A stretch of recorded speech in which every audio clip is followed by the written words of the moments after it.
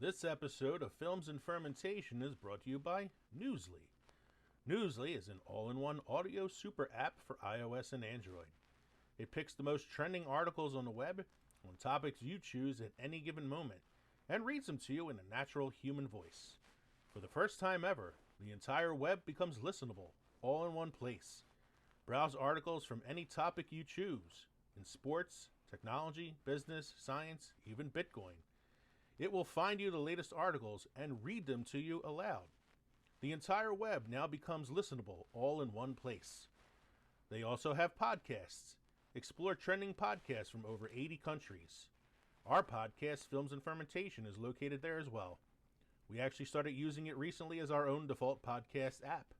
They even have digital radio. So download and use Newsly for free now from www.newsly.me or from the link provided in the description of this episode. And if you use the promo code ANDFERMENT, that's ANDFERMENT, you can get a 1-month free premium subscription. So download Newsly now. Stop scrolling. Start listening. Welcome, everybody, to episode 74 of Films and Fermentation. That's right, we are Films and Fermentation, a movie and alcohol podcast. You are joining us tonight for our Season 3 finale. I'm Leo. I'm Kevin. I'm Mike. We're just three friends who like to talk shit about movies while getting shit-faced. As I said, this is episode 74, our third season finale. In this episode, we're going to be closing out season number 3. It's been a wild ride so far, but it ain't over yet.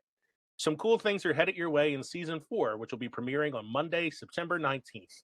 In the meantime, thanks for joining us for the finale, where we'll be discussing films where alcohol is essential to the plot. We are a show about movies and alcohol.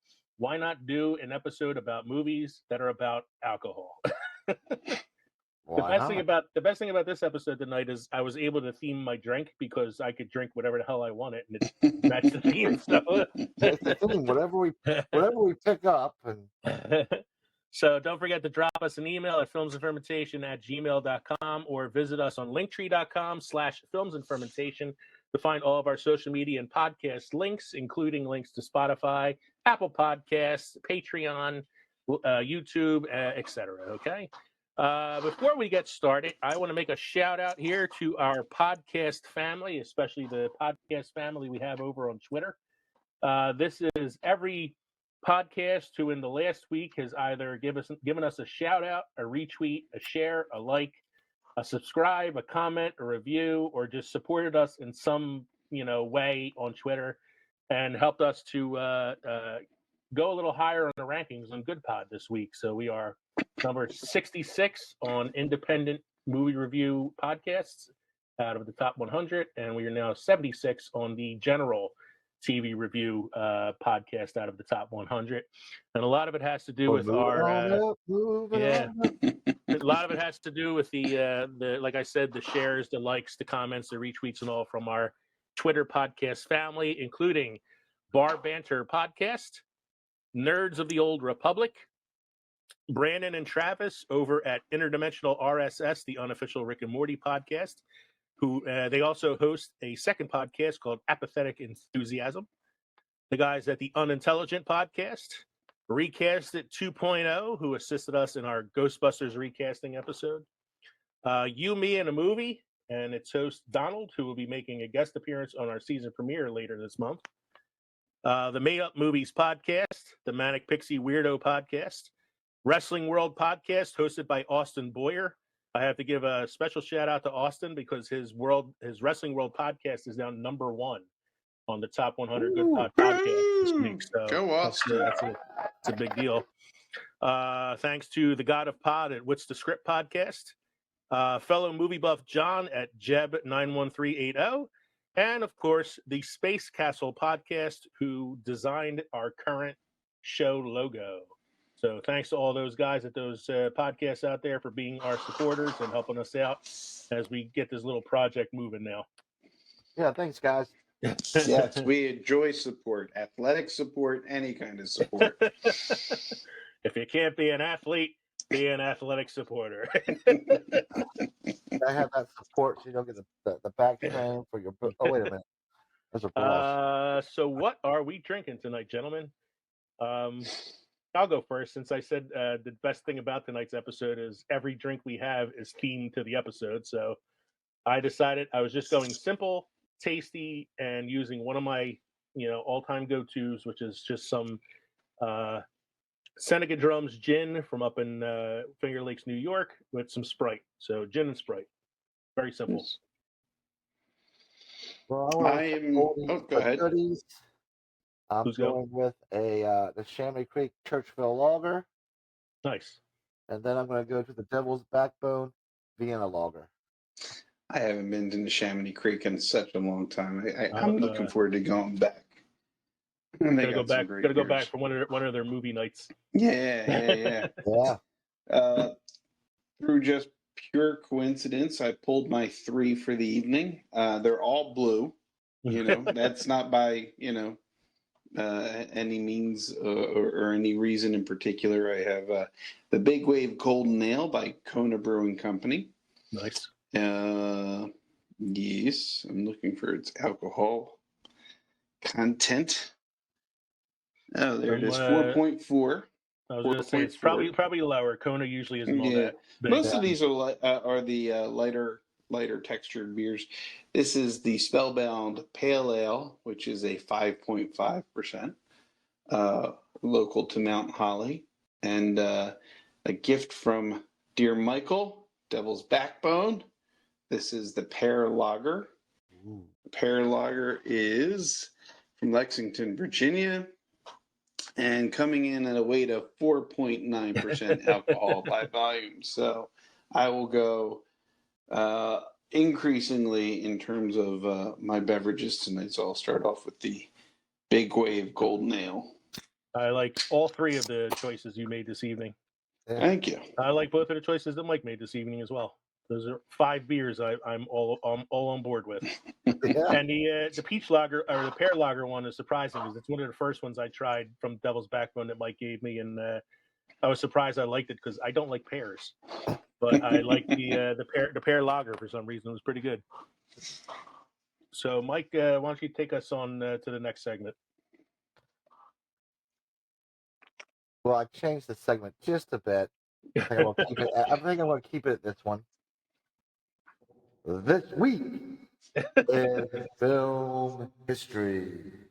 Yeah, I think based on the last few weeks that we've done this, it's the week makes more sense than the day. So Yeah, sometimes this week nothing happened today. Absolutely jack happened today. So this week I have 3 things that happened this week that I thought was worth mentioning.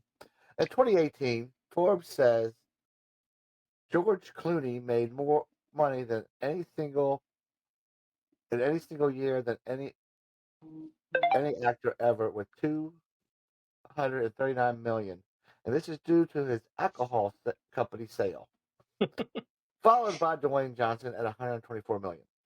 See, I think that's like a tainted number there because, like you're saying, all right, he's an actor who made $239 million in a year, but he made it because he sold his alcohol company. Yes. It's not like he made $239 million making movies. Whereas The Rock, I'm pretty sure The Rock made $124 million just on salary. But that history goes with our podcast. Movies and alcohol. Mm-hmm. Although, The Rock does have his tequila company, Terramana. So, I mean, he's one of the richest men in the world right now anyway. But, Yeah. What was George Clooney? George Clooney's, I think, was he had tequila. He is a tequila company as well? Well, I know I had a tequila name. George Clooney tequila that Adrian wanted Williamsburg for that Mexican drink. He gets that out on the side. So oh yeah, the very Mexican George Clooney drink. Yes, that's the one. The Jorge Clooney. The Jorge Clooney. Well, it's the Mexican flag margarita with a side shot of George Clooney tequila.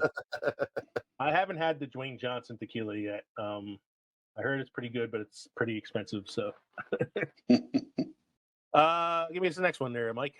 In 1964, Walt Disney's Mary Poppins, directed by Robert Stevenson, starring Julie Andrews and Dick Van Dyke premiered in Los Angeles. And we've talked about Mary Poppins before, and how the author of Mary Poppins was not very happy with the film because when we talked about Saving Mr. Banks, Julie Andrews won the Oscar for Best Picture, and it won the Oscar for Best Actress for Julie Andrews. Yep. And I think I don't know for certain, but I think it might have been Julie Andrews' first movie. And if that's the case, then there's a connection to the next fact you have on the list there, Mike. So why don't you read the next fact while I look this up? In 1953, Roman Holiday, starring Audrey Hepburn, Gregory Peck, and Eddie Albert, is released. So Roman Holiday stars the actress that I consider the most beautiful actress who ever lived. That's why I put it on the list. Yes, Audrey Hepburn. And I can tell you for a fact, she won the Oscar for Best Actress for that film, and it was her very first Hollywood picture. Okay. So she won. A very rare thing when you win for your first movie, but she's one of the ones who did it. And I want to say, let's see here. So Julie Andrews did Mary Poppins in 1964, but she had done a few movies before that. So it wasn't her first movie. So I was like, if that was the first movie that she won the Oscar for, I would have given her a little connection to Audrey Hepburn there, but not to be. Okay. Oh, wow. I thought you were going to share the fact, and I'm not even sure if this is actual trivia. I thought I had read somewhere that Audrey Hepburn was initially approached about playing Mary Poppins, and they went with Julie Andrews. But I could be wrong about that. I don't know. It's something I would have to look up and see. I don't know that. I know when she did My Fair Lady, Audrey Hepburn, they dubbed her singing voice. Like, that's not her singing in the film. Whereas Julie Andrews is, known quite for a set of pipes on her. Yeah, for having quite a set of and singing in all her roles. So I don't know. I have to look that one up. In the meantime, Mike, what's your fun drink fact? I got some beer trivia for your boys tonight. Sounds good. Germany's Stark Beer Fest, held for 3 weeks each year in Munich, celebrates strong flavored beers, including stouts, porters, and other ales, as well as strong lagers, such as Doppelbock Stark Beer. Refers to strong beer, but it's more about strong flavors than high alcohol. The event usually takes place between carnival celebrations and Easter, just in time for Lent. Many call it the Oktoberfest without the tourists. So they have an Oktoberfest and basically a Springfest. Yes, pretty much.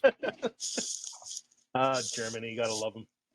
Mike, were you were stationed in Germany? Did you get to partake of either Oktoberfest or Beerfest? Well, those are the big ones. But every place has fests all year round. Yeah. So there's always, especially in the summertime and springtime, there's a lot of fests going on. So we'll have to make a road trip to one of those festivals at some point. Live from Germany, it's Films and Fermentation. So I only have 2 notes from the last show. One I mentioned earlier already, that we're moving up in the world here, as our rank on Good Pods has popped up in the last week by at least 10 spots on each list that we were on. And I had to point out that Kevin was right. what? At the beginning of the show last week, I said, "Welcome to episode 73. Tonight we're talking about bourbon legends." And Kevin went, "Did you say bourbon legends?" And I was like, "No, urban legend." And like, I was fighting with you about it. And then when I re-listened to the show, I was like, "Holy shit, I did say bourbon legends." So that goes to show you where my mind was at the beginning of that episode. Even a blind squirrel finds a nut every once in a while. And a drunk Italian can fuck up his own show. So but we're gonna work on the bourbon legends anyway. It's making part of our beer line. Kevin sent me a video, Mike, of this company in was it Woodstown? I think so. Yeah. Woodstown, New Jersey. This husband and wife bought this old bank that went out of business. And they bought the building and turned it into their own brewery called Farmer and Bank Brewery. Okay. And it looks like a really cool place, and they have like a tour of the historic portion of the building. You can see like the old vault and stuff like that. Kind of reminds me of the vault in Yardley, PA. Mm-hmm. You know, that brewery there. Yeah, so I said, so basically what Kevin was telling me was we need to find an old abandoned building that we can buy out and put our brewery in it. That's right. Welcome to Quaker Rage Brewery. Great. So that is the only notes that I have from the last show. So that means we can go ahead and jump into our main segment.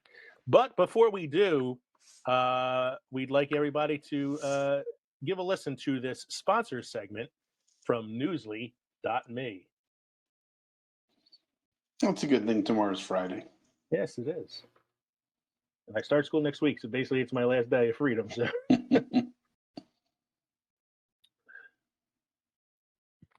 So thank you, everybody, for listening to that promo segment from our new sponsor, Newsly.me.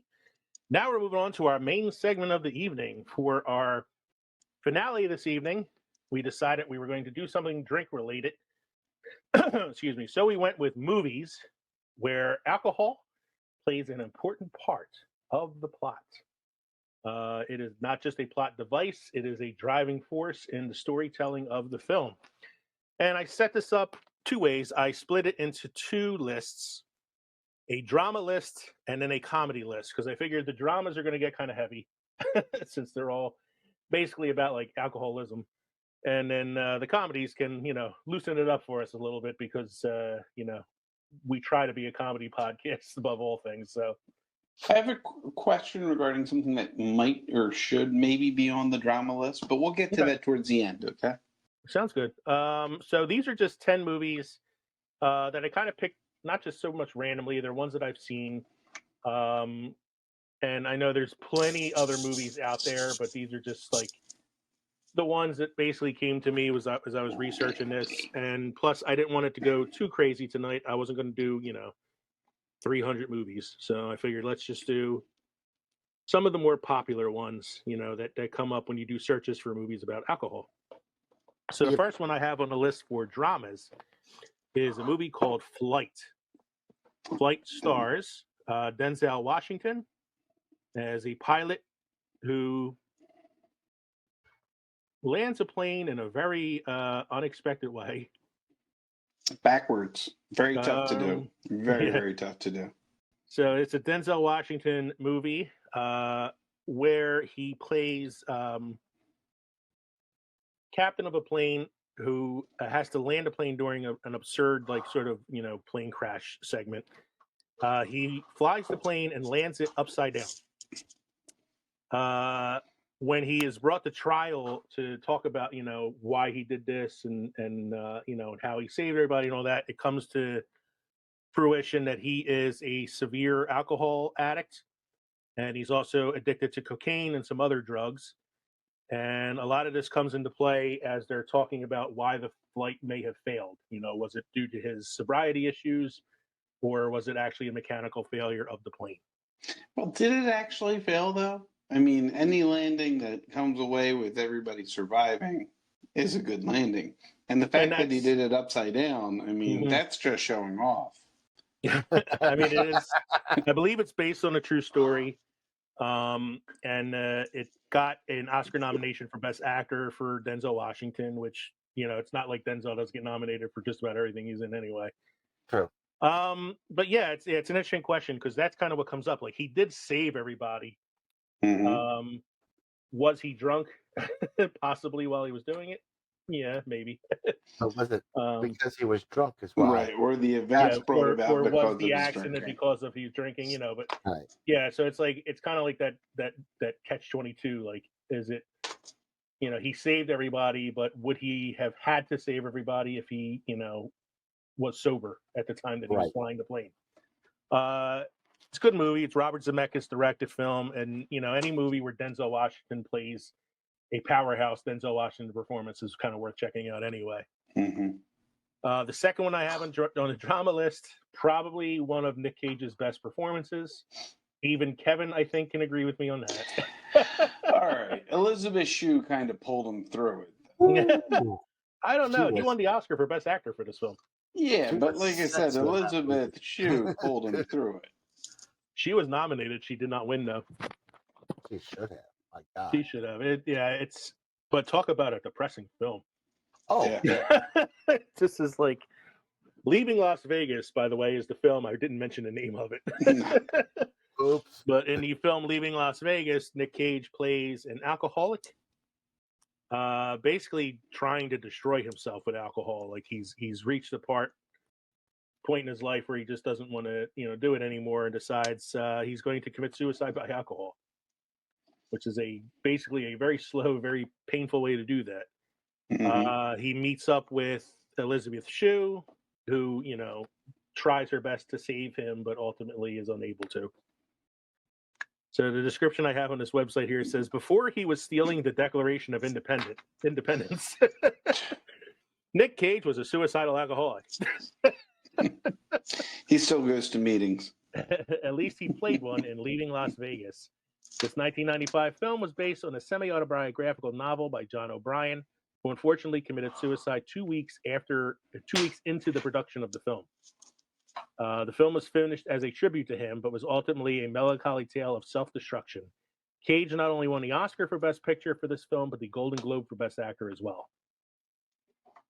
So yes, Kevin, I disagree. I think it's actually a good Nick Cage performance. Look, it's Listen, fine. when He Nick Cage did is it. when Nick Cage is on, he's on. True. When When he's off, he's fucking insane. right. I think there are parts he can do, and I can appreciate him doing. But there are other ones where it's just like, yeah, this is just a paycheck. This is camp. The fun fact about this movie is none of it was actually filmed in Las Vegas. It was filmed in Camden, New Jersey. Kidding. I am kidding. You're so good of leading into the joke in a way that's serious enough that I doubt myself. That's how you hear it. But I've known you for so long that I stop talking and I wait for the punchline. There's no way this movie was filmed on the sunny south side of Camden. I'm sure the equipment would have been stolen before they finished production. Pretty much. Very good film, though, Leaving Las Vegas. Not a film that's easy to watch. It's not a movie where I'm going to be like, oh, it's a rainy Sunday afternoon. Let me pop in Leaving Las Vegas. Yeah, you're going to watch this and then put on Schindler's List and just top it off in Philadelphia. Grand old time, yeah. Just for shits and giggles, we'll watch Requiem for a Dream. So I should have said this at the beginning, that these are just films where alcohol plays a major role in the plot development. We avoided films involving, drug addiction and things like that. So, even though they may play a part in some of these films, it's usually the alcohol portion of it that is the more pressing detail. Because I got to put a movie like Fear and Loathing in Las Vegas in this too, where Johnny Depp plays Hunter S. Thompson. That's more of a drug movie, I think. That goes in with the Train Spotting and Requiem for a Dream. Jesus Christ, Train Spot. That's another one for a gloomy Sunday afternoon. Train Spotting. The next one I have on this list is Sideways, and this one is actually sort of I would guess you would call it a dramedy. It is a drama, but it also has some funny moments, some comedic moments. Directed by Alexander, it stars Paul Giamatti as Miles, who is a divorced and depressed wine aficionado who decides to go on a road trip from San Diego to Napa Valley with his best friend Jack, played by Thomas Hayden Church, who is just looking for one last fling before he gets married. A lot of wine is drunk in this movie. There's a lot of silly antics that happen. It won the Academy Award for Best Adapted Screenplay. There were a lot of acting nominations came out of it too. Like Giamatti got Best Actor nomination. Who's the actress? I can't think of her name. She was in Candyman. Oh God, she looks like Sharon Stone, but it's not Sharon Stone. Veruca Salt. Veruca Salt, yeah. I'm gonna see her name and I'm gonna be like, God damn it. Hold on a second. Sideways. Paul Giamatti, Thomas Hayden Church, Sandra Oh is in it, who went on to star in Grey's Anatomy. And if this goddamn thing will load up for me, there we go. Virginia Madsen, who was in, she was in, Michael know her from The Prophecy. She was the school teacher that befriends the cop. Oh yeah. So yeah, she's inside as well. She got a nomination for Best Supporting Actress. Thomas Hayden Church got a nomination for Best Supporting Actor, and up until then, I only know him as the dim-witted mechanic on Wings. Yeah. Up until then, like it was kind of like Woody Harrelson was the dim-witted guy on Cheers until he got nominated for Larry Flint, and then all of a sudden he was a serious actor. But yeah, then he went back to being Woody Harrelson.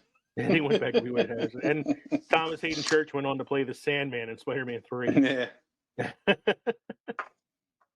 But yeah, this is not a bad movie. This is has some funny moments. I remember there's one scene that sticks out to me in particular where Paul Giamatti gets really upset, and at one of the wine tastings, instead of like spitting out the wine like you're supposed to and just tasting it and stuff, he starts like downing glass after glass and actually gets drunk at the wine tasting until they like kick him out. Next one on this list is early 80s cheese fest, Cocktail. Both said it at the same time.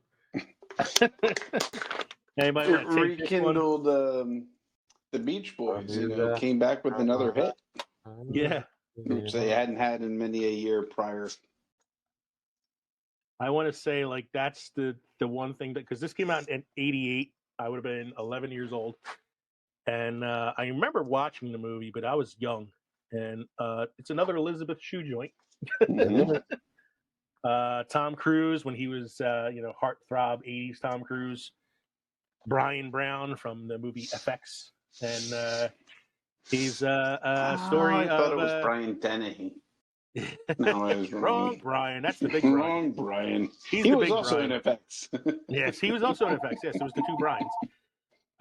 Talented New York City bartender takes a job at a bar in Jamaica and falls in love.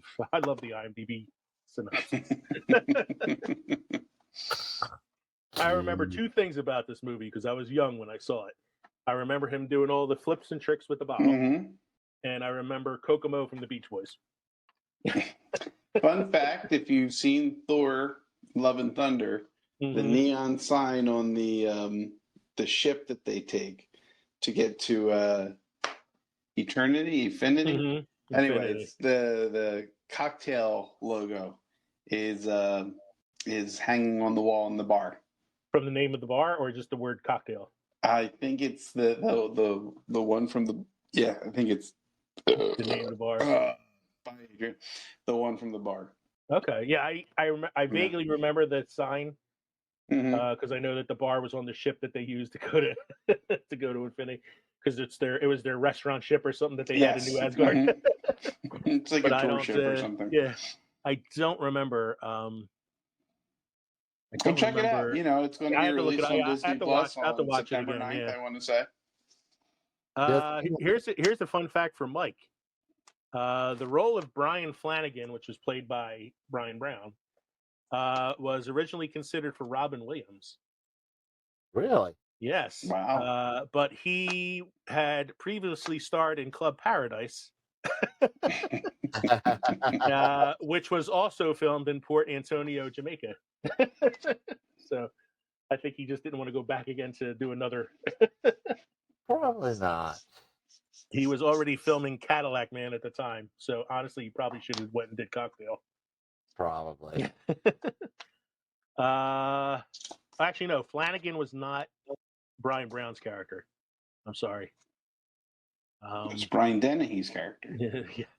No, Flanagan was the Tom Cruise character. Wow. But Robin Williams was originally offered the Tom Cruise character. That would have been a whole different movie. I imagine Cocktail with Robin Williams would have been a little bit more of a comedy. Yeah. And there would have been a lot of cock and tail jokes. I probably would remember the movie better too. Number 5 is Clean and Sober. This film is another like one from when I was younger. I saw when it came out in 1988, so it came out the same year as Cocktail. The big thing about this film is it stars Michael Keaton in what was one of his like very, very first dramatic roles. Early dramatic role for Michael Keaton. He plays an alcoholic who checks himself into rehab in order to get away from some trouble that he has with the law. And it's during the rehab where he kind of like, discovers himself and discovers, what he has to live for and all that sort of stuff. But I remember it being just this like, a big deal that it was like one of the first major dramatic roles for Michael Keaton. And, even though it didn't do well at the box office, it had well enough reviews that it got him the Batman role in 1989. Oh, wow. So like, because he did this in 1988. So this was like between Beetlejuice and Batman.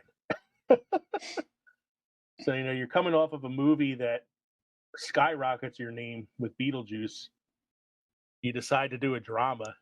And then the next thing you know, you're working with Tim Burton again in Batman. Batman. I'm Batman. But yeah, this is Vengeance. Oh, sorry. Movie. it has a fairly like, I don't want to say happy ending, but not as depressing an ending as say like Leaving Las Vegas or something like that. Next one I have on this, I didn't know whether to sit on dramas or comedies or really anything at all. Because the next one is Coyote Ugly. Oh. Is it just, can we create the third category just bad? Just bad. Bad alcohol movies. Bad alcohol movies. So this movie stars Piper Perabo, John Goodman, Maria Bello, Tyra Banks, Bridget Moynihan, Melanie Linsky. So I remember I saw this in the theater because it was something that Katie wanted to see at the time. I remember thinking after watching it, wow, that was a waste of time.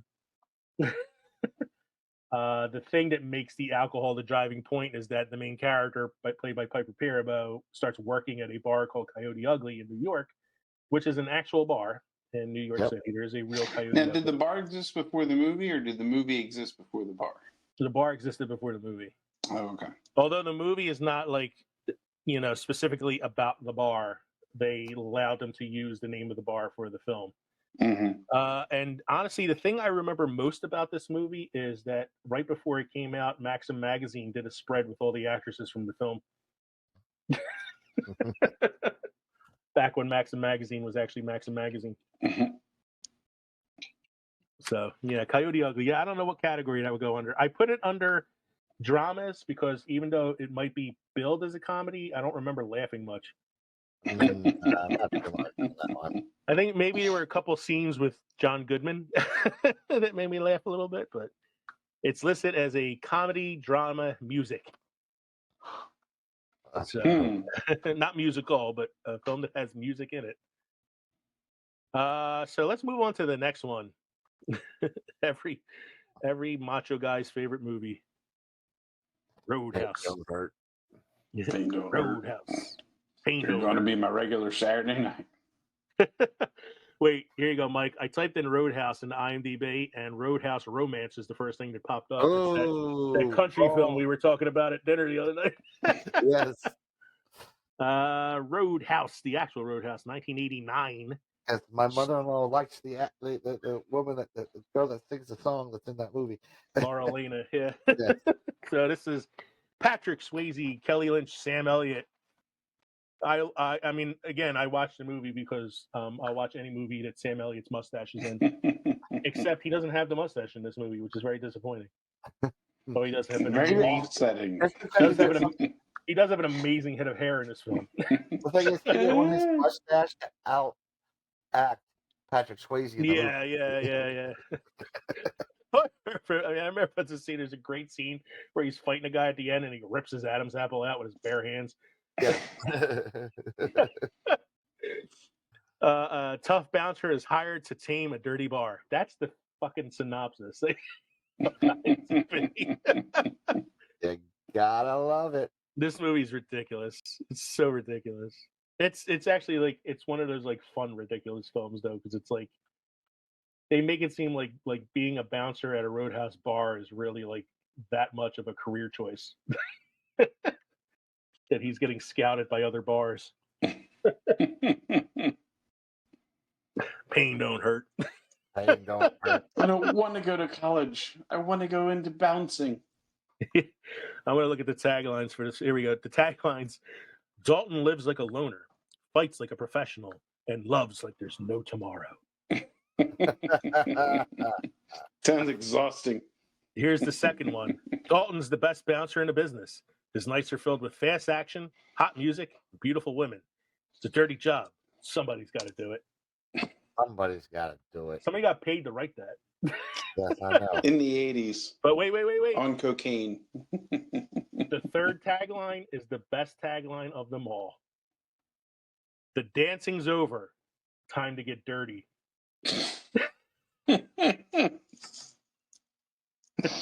Because I should remind you, this came out the year after Dirty Dancing.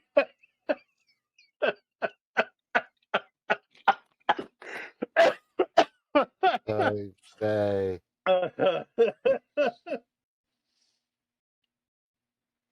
Oh, that was the best tagline I've seen so far. Whew. It actually brought tears in my eyes. The dancing's over. Time to get dirty. Next one I have on the list for dramas is The Great Gatsby. Now, you got two for this one here because you do have the original film version with Robert Redford Mm-hmm. and then the Baz Luhrmann remake with Leonardo DiCaprio. Which, yes. And why is this centered around alcohol? Could we remind our audience? Those of us who haven't read the book. Because it takes place during the Roaring Twenties. Prohibition. Prohibition. Yes, when alcohol was not really something that was easy to come by. Why, when I typed in The Great Gatsby on IMDb, I got something that was totally not related to The Great Gatsby? Harry and the Hendersons pop up again? No, it was like a podcast called The Great Gatsby. Here it is. So I've seen both the original and the newer one, and I've said before, like I'm not a big fan of Baz Luhrmann. I'm not really a fan of the way he like tries to update his movies, but I actually did really like The Great Gatsby. Mm-hmm. I mean, a lot of it has to do with how charming and charismatic Leonardo DiCaprio is. Right. I think Tobey Maguire does a really good job as the Nick Carraway. Nick Carraway, the narrator story. Carey Mulligan is, very charming and beautiful as Daisy. Daisy's such a horrible character. But it's and a lot of it is centered around, just partying and showing off your money and all that sort of stuff, Yeah. And that's how he got his money, right? That's how he got his money, bootlegging. Bootlegging, children, is when people sold alcohol legally during Prohibition in the 20s. They made it in bathtubs. Mm-hmm. Watch The Untouchables if you'd like some more information about it. That was the movie I was going to say should have been added to this list. Untouchables should have been on this list, yeah.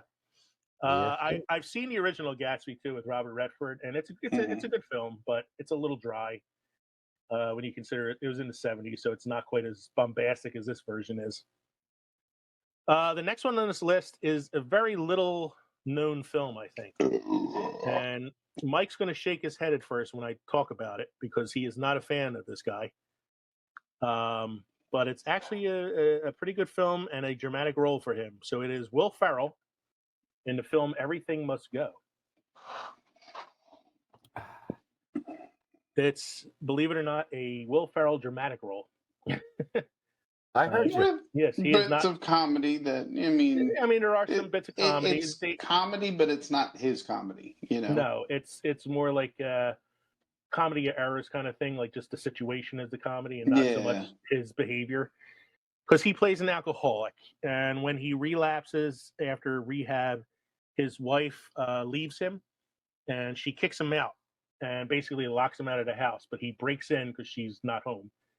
Takes all of his stuff out and lays it out on the lawn and is basically like living on the lawn for a few days selling his shit. Until he eventually gets kind of like kicked off for, loitering and things like that. But it's an interesting film to see Will Ferrell doing something that is not the normal goofy, No, over the top Will Ferrell. Yeah, it was like that one where he's the character in the author's story.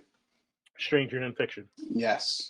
And I'll agree, like what you said before, it's kind of similar to that. Like, it's not comedy because of his over-the-top style. It's sort of comedy because of the situation he's in. Mm-hmm. Situational comedy. But yes, Mike, I know you're not a fan of Will Ferrell, but it's actually not a bad performance by him in that film. Subtlety is everything.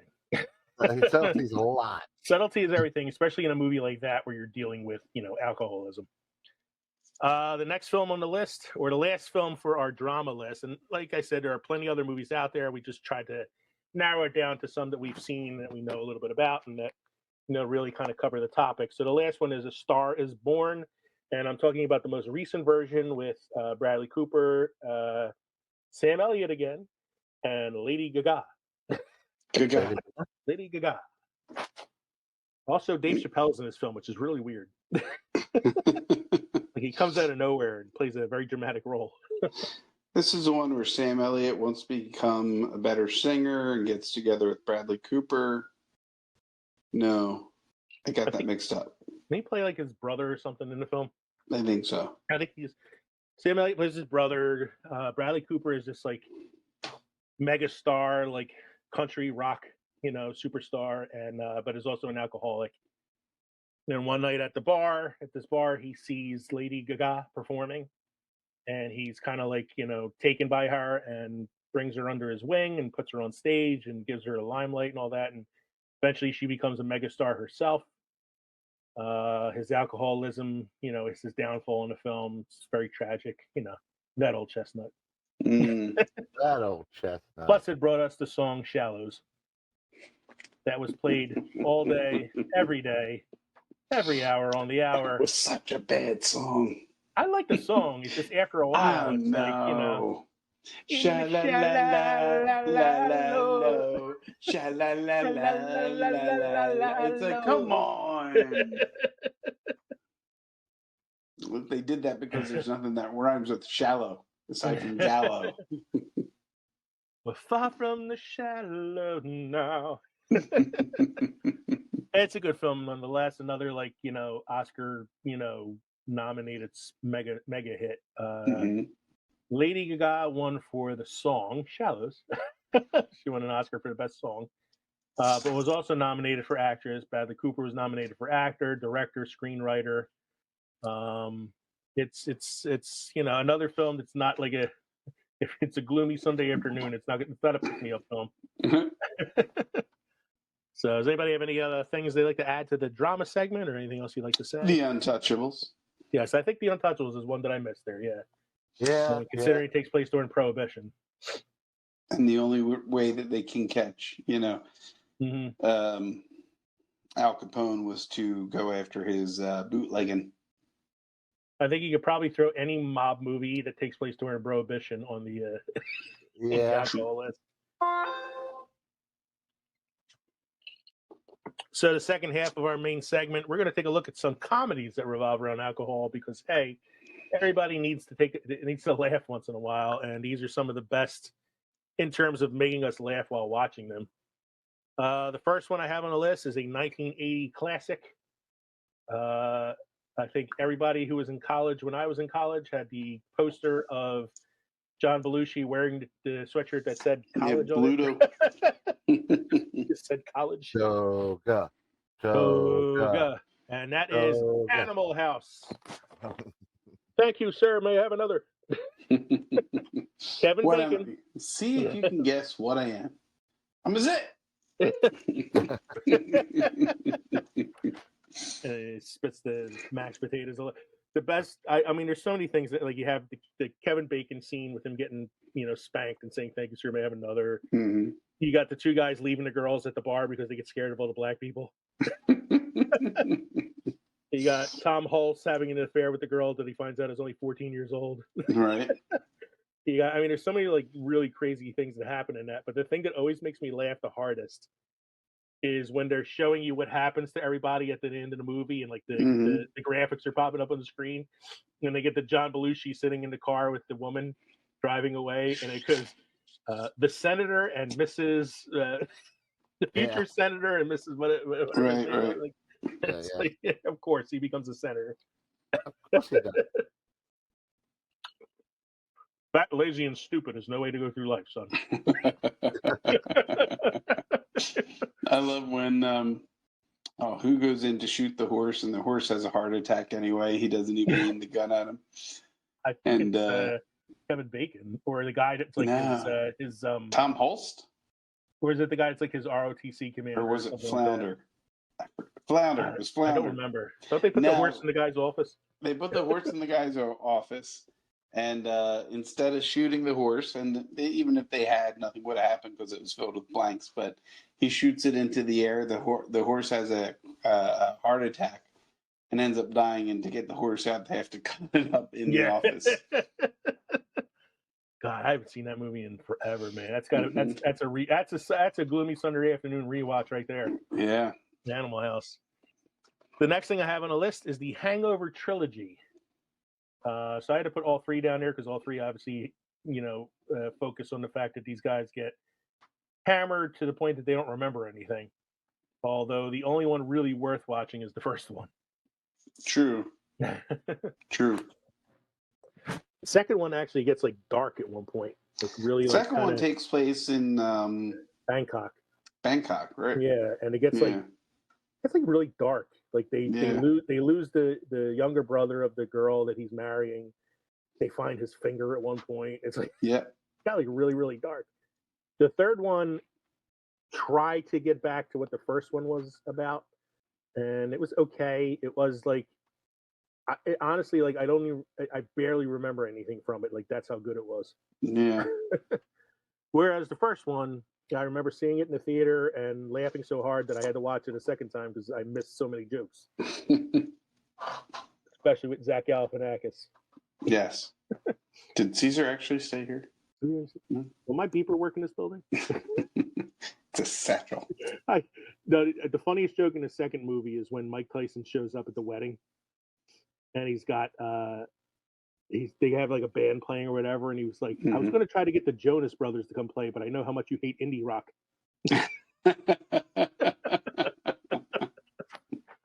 You took a punch from the champ. Mike, you're right there, man. No, you froze for a second. No, I'm here. He's quiet. I haven't watched much of the Hangover movie, so. The first one, like I said, the first one is the only one worth watching. Mm-hmm. First one's really funny. The last two were like, give or take. I really can't remember the last one. The last one, they go back to Vegas because it has something to do with Ken Jeong's character again or something. Like he owes money to a gangster played by John Goodman, and they have to like, do something. I don't remember. That's about all I remember from it. But that leads to another Hangover film, Weekend at Bernie's.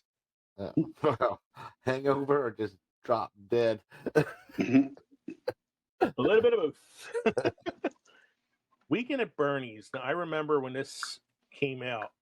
I got to look at the year because it was a weird promotional thing that they did. I say it was 91. So no, 89. That was you're close. 89. You're close. So it came out in 1989. And I remember it had a weird promotional thing. So, Kev, remember we were talking last week about like viral marketing? Yeah. This is probably like the first attempt at some sort of like viral marketing campaign because it came out on July 4th weekend. And it was only playing on July 4th. Oh, really? So it was basically like you come see it on July 4th or you'll never see this movie. And it ended up working. Like that campaign got people to come out and see the film. So much so that the theaters, like the production company, decided to release it as an actual theater release, shortly after that. But yeah, like so it was like a weird viral marketing thing that actually got people to come out and see this movie about two guys pretending that their dead boss is alive, so that they could have a party at his house, his beach house. Two idiots try to pretend that their murdered employer is really alive, leading the hitmen to attempt to track him down to finish off the job. And I give a lot of credit to Terry Kaiser who's the actor that plays Bernie Lomax in the film. He's playing a dead guy, and you have to think, oh, it's probably got to be an easy job to play a dead guy. You don't have to speak or show emotion. But there's a lot of physical comedy in that film that fucking guy had to do. And pretend to be like loose while he was doing it. Yeah. And then they went on to make A Weekend at Bernie's too. Which you would have thought he was decomposing by that point, but You bring voodoo into the mix and nothing matters anymore. I think it was supposed to be like the weekend after, so he wouldn't have been like totally like, too gross by that point. Maybe rigor mortis might have set in. Next one I have on the list is Swingers. Swingers is the film that introduced us to Jon Favreau and Jon Favreau and Vince Vaughn. Vince Vaughn. Yes. Great movie, fun movie. Mm-hmm. Jon Favreau plays a wannabe comedian. Vince Vaughn is a wannabe actor. They live in LA. Neither one of them can get, a job. It's one of those things where like people move to LA all the time, but does it really work out for them? And spend most of their nights drinking, hanging out at these like, dive bars that play all the swing music. Swing music that was real big at the time. This was what, 96? 1996. Yeah. Yeah, so you're talking about like, you had like Big Bad Voodoo Daddy, Big Bad Voodoo Daddy, Zipper, the Alley Cats, songs like Zoot Suit Riot were real big at the time. And it plays a lot in the soundtrack. That's a good film. Brian Seltzer Orchestra. Yeah. So you had Jon Favreau back when he was muscular Jon Favreau. And not the Jon Favreau that spent too much time at the Star Wars Cantina. Vince Vaughn back when he was his Vince Vaughnest. And I remember loving that the last scene of this film is, he's obsessed about this woman that he was dating back in New York, and like she never returns his phone calls, and he's pretty sure she's cheating on him, and he's constantly calling her and leaving messages the whole movie. He's dating other women, but he's always going back to her. And then at the very end of the film, he meets a woman that finally like kind of gets him. And when the girlfriend calls, he's on the phone with the girl that he met at the bar.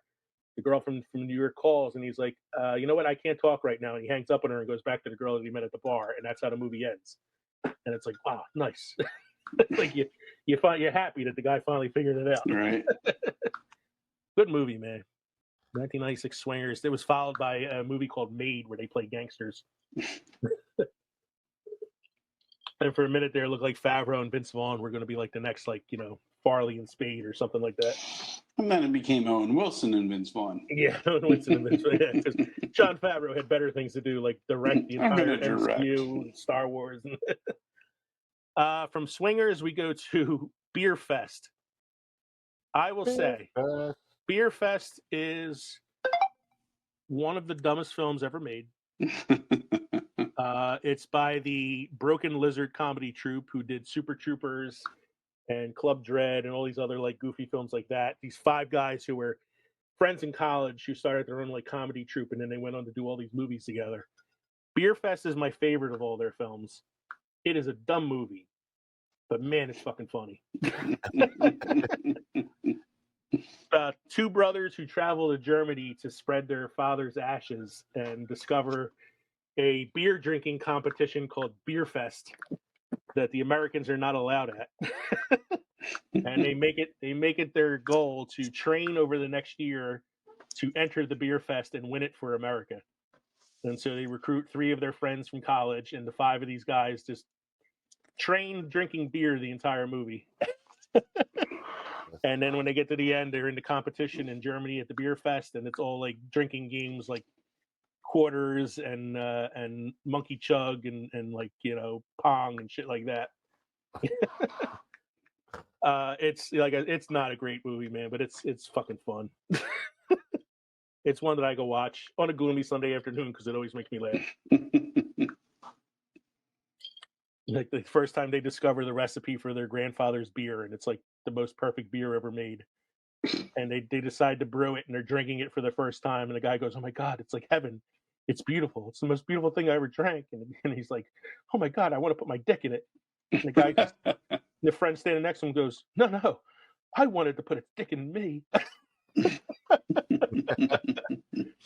And then the one guy goes, I want to freeze it in the wintertime and skate on it and then melt it in the springtime and drink it.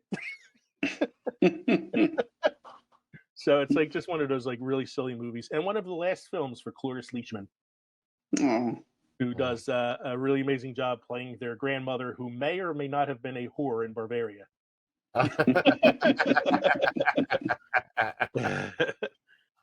From one beer drinking competition to the next one, I got The World's End. World's End stars Simon Pegg and Nick Frost. It is the third film in their what they call the Cornetto trilogy. Not Paul. Not Paul. No, it doesn't.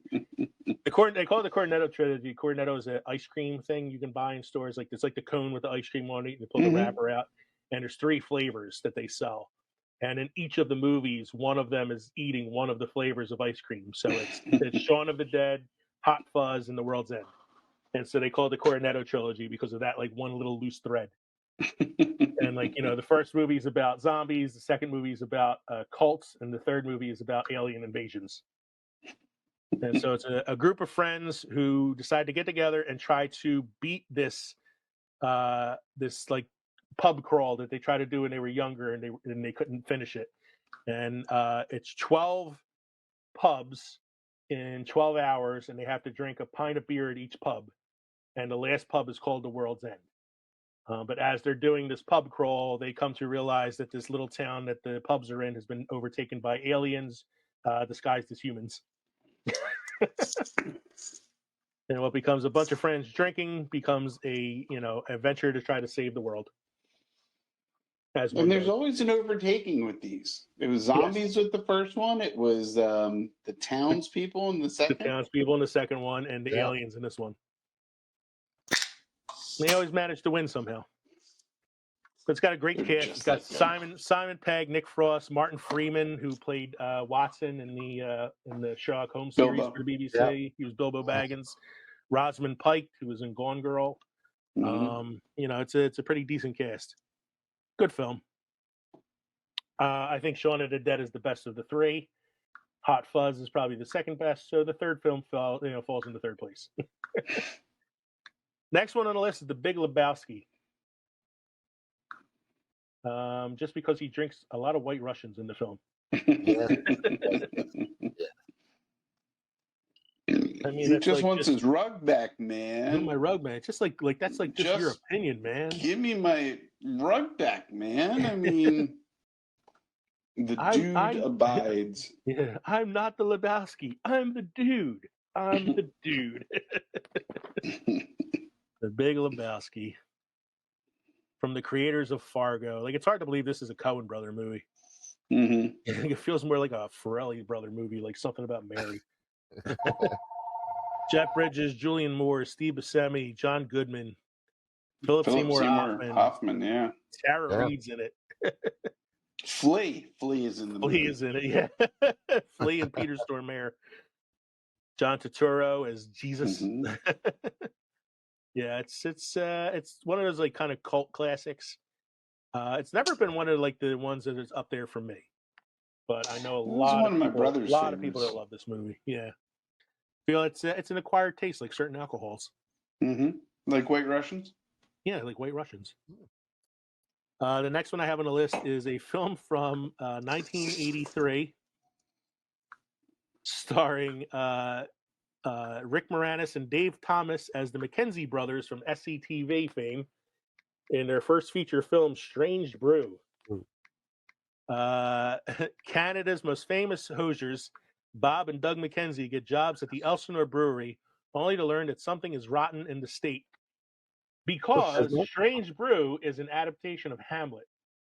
Oh, Jesus. Including the appearance of the ghost of the guy's father and and they play the McKenzie brothers are sort of like the Rosencrantz and Guildenstern of the Hamlet play. Kind of observing everything going on. But Do yes, they this have is. other SCTV alum in there? I'm trying to bring it up, and it keeps I'm freezing. looking at the list here. So you got Rick Moranis, Dave Thomas, Paul Dooley, who I think was on SCTV, Max von Sydow. He's definitely from SCTV. Yeah. Looks like they're the only two, really. Okay. Yeah, you would think like John Catherine Candy O'Hara, or John Eugene Candy. Levy or something like that. Yeah. But no, they're the only two guys, and it's like one of those things where it's like one of those weird small segments, like one of the small Saturday Night Live ones that ends up getting a movie. Mm-hmm. But the fact that it's based on Hamlet just makes it even better. And it's got a 6.6 out of 10 on IMDb, so it has a following out there. Next one on the list, I know Mike's definitely seen this one because it's another Will Ferrell one. Oh yeah. Mm-hmm. Old School. All We're going streaking. Go streaking in the quad, man. So it's Old School, starring Will Ferrell, Vince Vaughn again, and Luke Wilson, not Owen Wilson. Luke Wilson. And it's about three friends who decide they're going to relive their college glory days by starting their own fraternity, even though they are no longer in college. Recruiting a bunch of like the losers who couldn't get into any fraternities anywhere else, and just having a lot of fun drinking and acting out. And yes, there's the famous scene of Will Ferrell getting so drunk that he starts running down the street naked, telling everybody, "Let's go, we're streaking in the quad." You're my boy, Blue. My boy, Blue. Oh my. Prosper for my eyes and curiosity. Alicia Cuthbert's in it. It's got quite a few. You got Luke Wilson, Luke Wilson, Vince Vaughn, Will Ferrell, Jeremy Piven, Ellen Pompeo, who's from Grey's Anatomy, Juliette Lewis, Leah Remini, Alicia Cuthbert, Craig Kilborn, Sean William Scott, your friend Stifler. Yeah, when he was still riding high on his American Pie fame. Artie Lang, Matt Walsh. Yeah, there's a lot of people in this film, but he is that's a funny scene because he's playing Sean William Scott's like a guy bringing like a petting zoo or something to the kid's birthday party, and Will Ferrell accidentally shoots himself with the horse tranquilizer gun.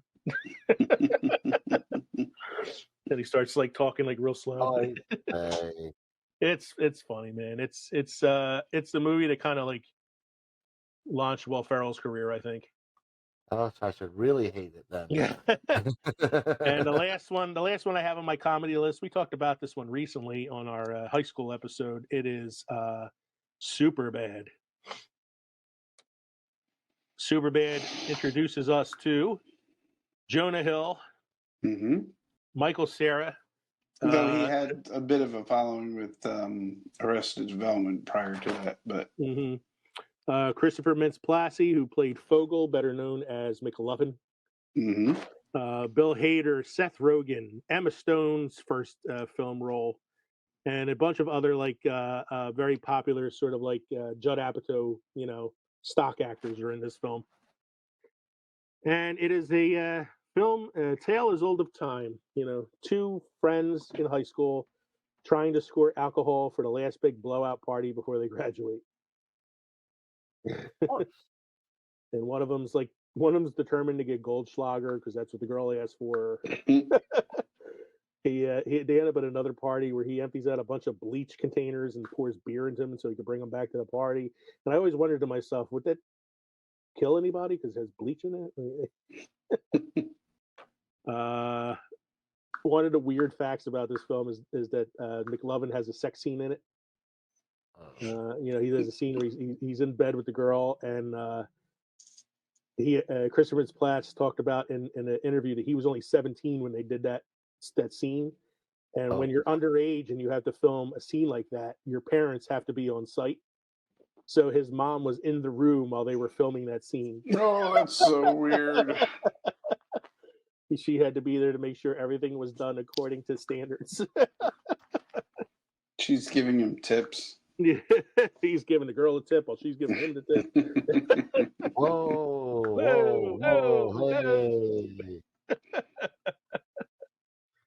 Another movie it's a pretty fun movie, an early Judd Apatow film that kind of introduces us to that, slate of Judd Apatow actors. So we only did 10 films for each list because we were trying to keep it kind of short tonight, and I'm kind of glad because we're running long. Yeah. But I did have some honorable mentions for films with alcohol involvement, and that would be anytime James Bond orders a martini. Shaken, not stirred. Shaken, not stirred. And I saw this thing, Mike. I don't know if this is true or not. I saw this like trivia thing on Instagram the other day that when you stir a martini, it stirs all the ingredients together, mixes them together. But when you shake a martini, especially with the ice inside the shaker, it leaves the water at the top and pushes the alcohol towards the bottom. So when he orders the martini shaken, not stirred, it's so that he doesn't get drunk and can still give off the appearance of like drinking and being suave. There was an episode of Mythbusters? not Mythbusters. No. What's that? It's a Sorkin series. The Sorkin series, West Wing? West Wing, where the president and the one guy, Charlie, were talking about James Bond. And the president's like, he when you shake up when you order it shaken, it breaks up the ice and puts the water in it. So he's drinking a weak martini and being snooty about it. And I had a feeling that's something to do with like it's like, oh, he's such a good spy. He knows not to get drunk on the job. Yeah, that's probably it too. But Mike, do you have any beer wisdom for us this evening? I do. Beer. So what's for dinner? No, because you don't win friends with salad. But we talked before about how beer is salad. Yes, Well, it's yeah, all maybe. vegetables. We're getting conflicting statements here now. Anybody have anything to say about your drinks this evening, gentlemen? I think I just did. It's good as usual. Good as usual. Never go wrong with it. I have just downed my third one of the evening, my third gin I'm and Sprite about of the evening. halfway to, a third of the way, halfway down on my last one. I'm debating whether or not I want a fourth one. Since I don't really have to do anything tomorrow. It's my last chance to not do anything before I go back to school. Mike's like, fuck you, I've been working all summer. Sorry, Mike. Anyway, everybody, thank you for joining us tonight for the season 3 finale, Movies Where Alcohol Drives the Plot. This is dropping on Monday, August 29th, and it is our last new episode for a couple weeks. Mike is going to be going away on vacation. Kevin and I are starting a new school year, so we have a lot going on and kind of need some time to ourselves for that. So Monday, September 5th, we will be repeating a previous episode. And since our premiere episode is going to be about movies that time forgot, September 5th, we're going to be doing a repeat of our second Movies That Time Forgot episode, which was our season 3 premiere. So that'll be Monday, September 5th. Monday, September 12th, I will be releasing a mini pod sneak preview of the upcoming season 4, and some of the things we're going to be talking about in that season. And then Monday, September 19th, we will be releasing our season 4 premiere episode, Movies That Time Forgot, Part 3, with our special guest, Donald, from the You, Me, and a Movie podcast. So thank you, everybody, again for joining us tonight here at the crossroads between Pickled and Fermented. We hope you enjoyed listening to this episode as much as we enjoyed recording it for you. Thanks again for all your support out there for these first 3 years that we have been doing this podcast. We hope to have plenty more for you in the future. Once again, I'm Leo. I'm Kevin. I'm Mike. Cheers, everybody. Cheers. I think that was the most coherent ending I've ever did. I should have multiple gins and Sprites beforehand, more often, I think. I added just one more topic to the list. Yeah? Don't want to hear it? Yeah, let them listen. I was thinking, I watched this movie called Thoroughbreds the other day, and it was just them devising a plot on how to get rid of one of their stepfathers. And I thought, oh, great plot movies, movies where like not great plot, but great criminal plots, whether it be a heist or whether it be a murder or whether it be whatever, but something where like you're piecing it together throughout the movie, you know. So like not Murder in the First, Murder by Numbers, okay, where you see it come around, or Are you kind Throw of talking Mama from the Train. like films where the criminals get away with it, kind of thing? Yeah, yeah. Okay. All right, cool. Well, we also have the viral marketing one I added on there from the last time, and I added a new one recently too. I figured it could be an Easter special, best movie Easter eggs. Oh, I like that one. I think that'd be a fun one. Yeah. So I'm gonna end this now before it goes on too long. I'll throw this in as a little bonus segment at the end. So once again, everybody, thanks for joining us out there. See you guys later.